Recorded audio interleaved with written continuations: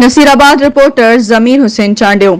नसीराबाद में नामालूम मोटरसाइकिल हथियार बंदन नेशनल बैंक भरिसां बूट पॉलिश जो कम कंदड़ 34 सालन जे अताउल्ला पठान के पिस्टल जूं गोलियूं हणी क़त्ल करे फरार थी विया आहिनि।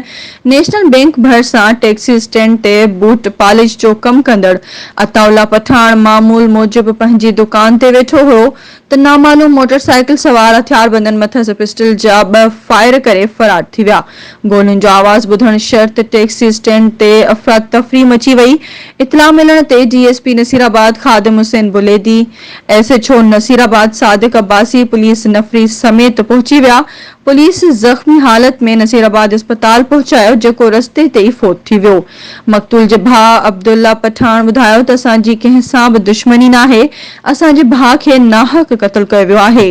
कुछ नामालूम माण्हू कुछ ॾींहं अॻु भत्तो वसूली लाइ धमकियूं ॾेई विया हुआ। ज़रूरी कार्रवाई बाद लाश वारसनि हवाले कयो वियो।